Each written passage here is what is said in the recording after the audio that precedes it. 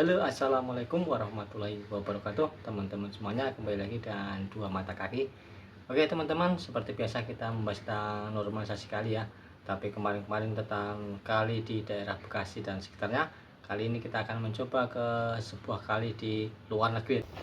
So if you're wondering, a John Deere 892 set up like this one weighs about the neighborhood of 75,000 pounds. So it's a fairly heavy excavator to be pulling out dead, but I think we should be able to get it with no problem.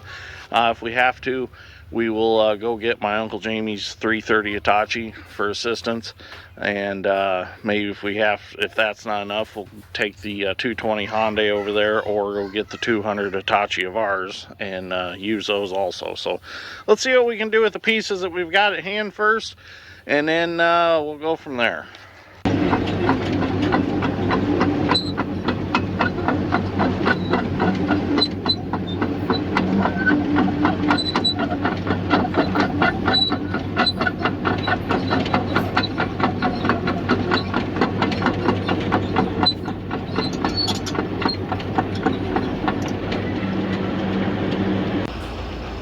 Okay, so we got a chain around the pedestal of the excavator, around the swing bearing, below the swing bearing, and we got a cable out. We're going to put the blocks in, the pulley blocks, get the line put in, and then I'll pull on that line with the 8, and we'll see what happens.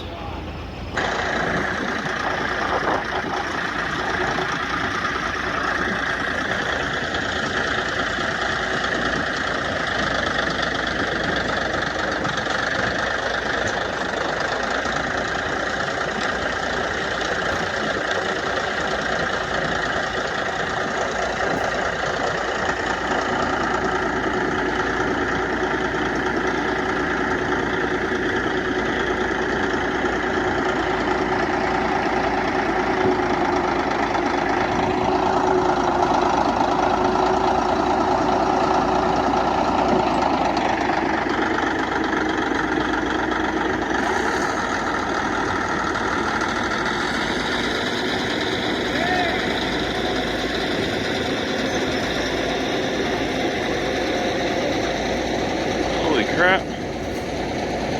Probably about there.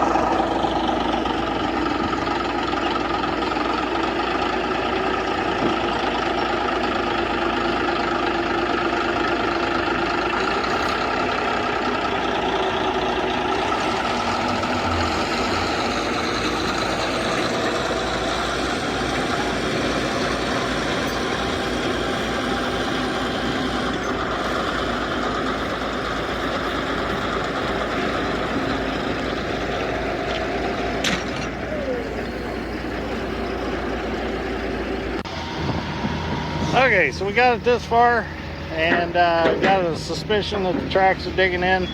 So Dad's going to go ahead and he's going to dig a ramp with the 270. Hopefully we can get it started up the ramp, get it slid up on. We'll probably dig a shelf and get it up on a shelf, and then slowly work it to higher ground.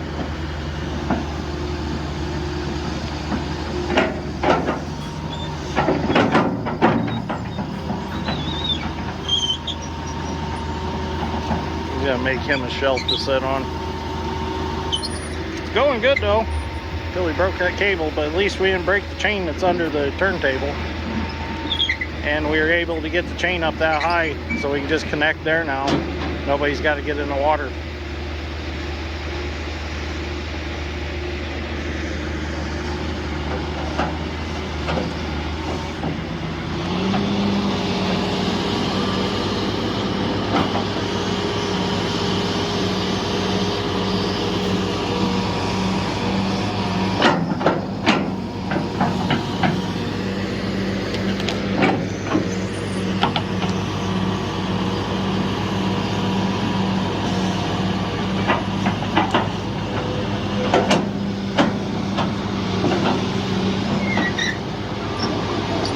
Change a couple rollers on that undercarriage. Got them in the shop, just got to do it.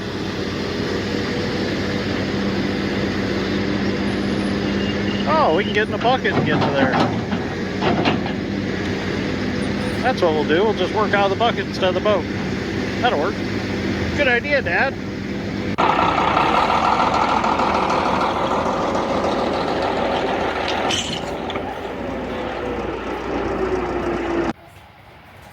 Well, I've never seen this view before from an excavator.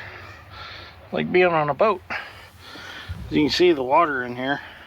You can see how high the water was up on the turbo. So I'm going to take a bar now and I'm going to turn this over in the teeth of the flywheel here and see if we can get it to roll all the way over without hydro locking. If there's any water on top of the pistons, it'll do that and it'll tell us that we'll have to pull the injectors out. Hopefully there's no water on the pistons and we can get it running. And then we can swing it, get the tracks running. So let's see what we can do. So there's actually a little bit of life in it. Just gotta get the starter solenoid to engage. This might be promising. Well, we're gonna give it another shot this morning on getting the 892 out. Over the weekend, they did get it running. Had to pull the injectors out. It did end up having water on 2 cylinders. And had to change the starter because the starter would run, but it just wouldn't engage.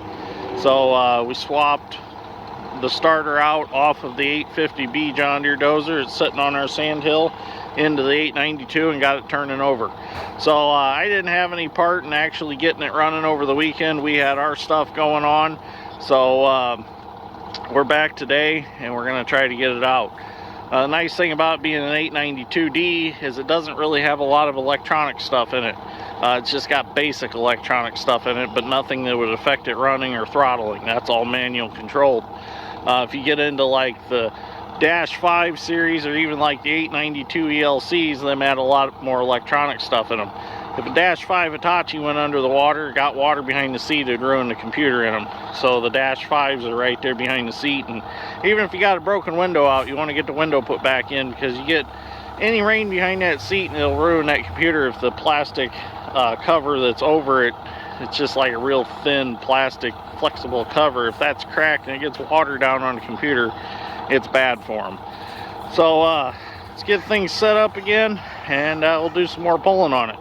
So we're going to try a few different things. Probably get a bucket of dirt and put it at full reach, and that'll help tip the rear up, and with the tracks running and us pulling, it should run right up and out.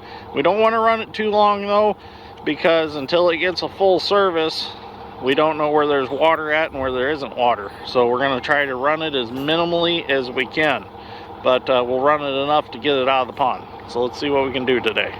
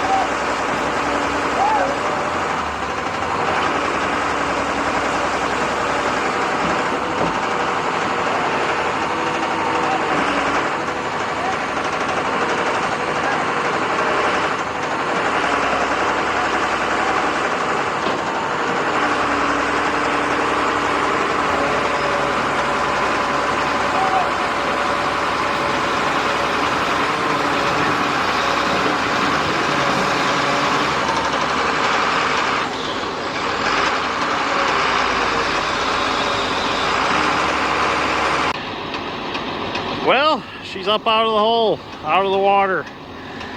Now we'll dig out behind it a little bit, get him out of there, and then he'll be good. The old 8 done well. Thank you CNC Equipment for getting me all the parts to get that dozer back together. Greatly appreciate it. You guys are great. So, all right. Thank you for watching. Greatly appreciate it. Thank you everybody who's involved. A lot of help out here. The community really come together. We got her out. So, thank you for watching. See you all in the next one.